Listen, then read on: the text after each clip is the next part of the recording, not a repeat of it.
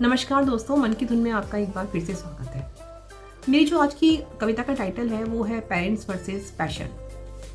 I know title बहुत heart touching है और जब मैंने इस कविता को लिखना शुरू किया तो मुझे भी यही लगा कि शायद मैं एक तरफ से सोच के लिखूंगी तो मैं इस कविता के साथ न्याय नहीं कर पाऊंगी।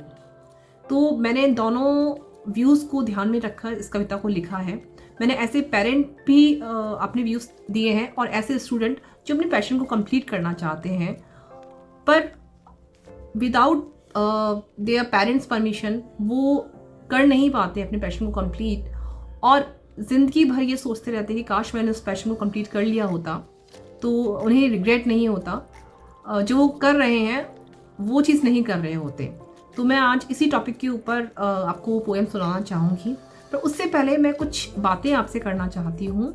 आप मेरी बातों को सुनिए। अगर आप हमारी बातों से डिसएग्री या एग्री जो भी होते हैं, आप प्लीज़ मुझे अपने व्यूज़ लिख के भेजिए। सबसे पहले मैं यहाँ पे पेरेंट्स से बात करना चाहूँगी कि आपको रियली में लगता है कि आपको अपने बच्चों को उस चीज़ की परमिशन देनी चाहिए जो रियली में करना चाहते हैं, एज ए करियर, जो उनका पैशन है वो उनको फॉलो करने देना चाहिए। कई बार बच्चे जब हमारे पास आते हैं तो हम पेरेंट्स क्या करते हैं कि उनको दूसरे बच्चों से कंपेयर करना चाहते हैं।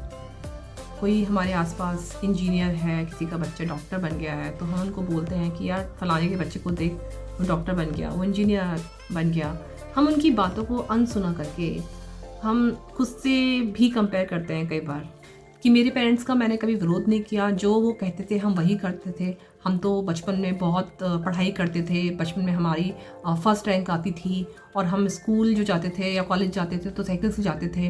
तुम लोगों के पास तो सारे फैसिलिटीज़ हैं, तब भी तुम नहीं कर पा रहे हो, तभी तुम्हें अपने पैशन को कंप्लीट करना है। कई बार हम उनकी बातों को अनसुना कर देते हैं और हम लोगों से सुनते भी हैं ये कि यार मैं कहीं और होता, अगर मैं अपने पैशन को कंप्लीट कर लेता तो मैं आज यहाँ नहीं होता। हम में से कई लोग हैं जो 9 to 6 की जॉब करते हैं, but they are not happy with their job. वो आज भी अपने पैशन को कंप्लीट करना चाहते हैं, पर वही चांस वो अपने बच्चों को नहीं देते। जब उनके बच्चे उनके पास आते हैं तो क्या आपको नहीं लगता कि आप अपने बच्चों पे प्रेशर डाल रहे हैं, ये चीज़ बोल के उनको प्रेशराइज कर रहे हैं। वैसे भी हम लोग शायद मीडियम फैमिली के लोग हैं, तो हमारे पास 1 या 2 ही चांस होते हैं अपने पैशन को कंप्लीट करने का। उस समय इतना टाइम भी नहीं होता, ना मौका होता है, ना हमारे पास सिचुएशंस होती हैं कि हम अपने पैशन को कंप्लीट कर पाएँ। बट जब हमारे ऐसी सिचुएशन में जब बच्चे हमारे पास आते हैं तो हम उन्हें इस तरह से मना कर देते हैं। देखिए, अब टेक्नोलॉजी चेंज हो चुकी है, टाइम चेंज हो चुका है, जनरेशन भी चेंज हो चुकी है, तो शायद हमें अपने समझाने के तरीके भी चेंज करने पड़ेंगे, तभी वो हमको समझ पाएंगे और हम उनको समझ पाएंगे। Education doesn't mean to get a job always.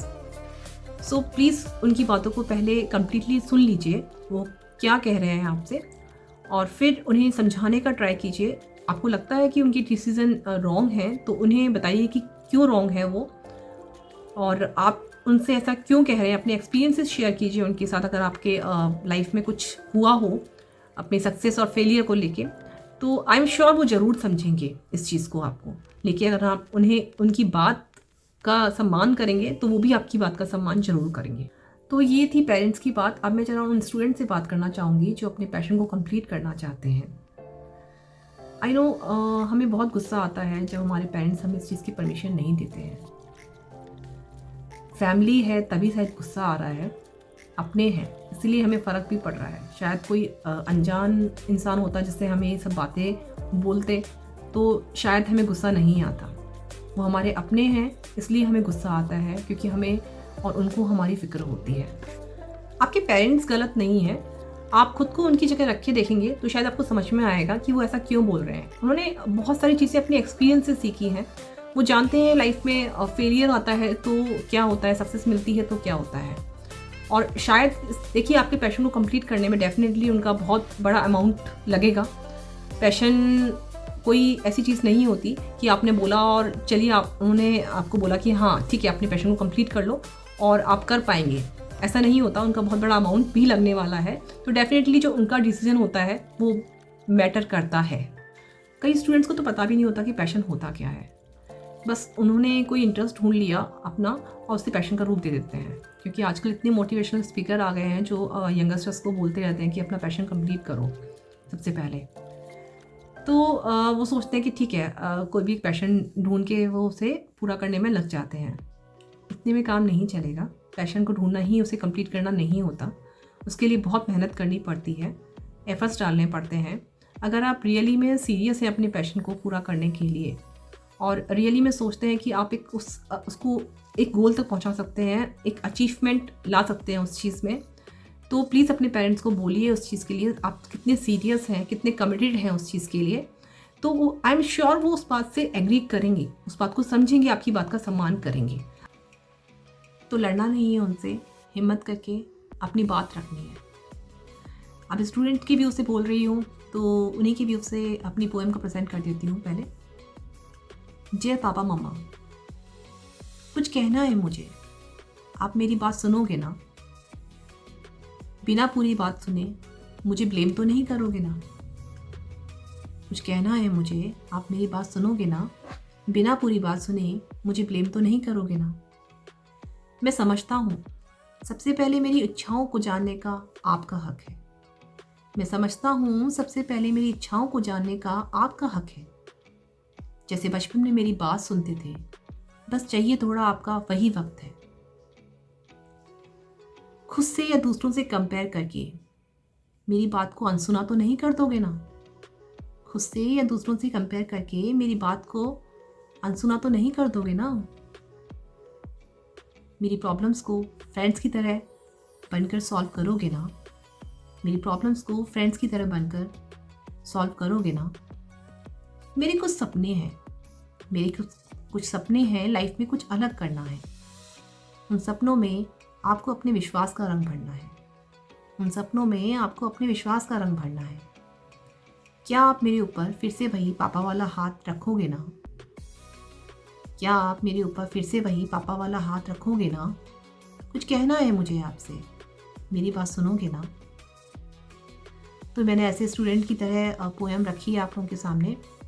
अब मैं आपको ऐसे पेरेंट की तरह अपना व्यू प्रस्तुत करना चाहती हूँ, जो पेरेंट्स अपने बच्चों से कह रहे हैं इस बात को सुनकर। आइए सुनते हैं। जानता हूँ तू गलत नहीं है, जानता हूँ तू गलत नहीं है, पर अंदर से मैं बहुत डरता हूँ। हो ना जाए तेरे साथ कुछ गलत, शायद इसीलिए बार बार तुझे मैं मना करता हूँ। जब जब तू गिरा है संभाला है मैंने, जब जब तू गिरा है संभाला है मैंने, और फक्र है कि तू अब संभलना सीख गया है, और फक्र है कि तू अब संभलना सीख गया है। तू कद से हो गया है बड़ा मुझसे, तू कद से हो गया है बड़ा मुझसे, पर मैंने असफलताओं को बहुत पास से जिया है।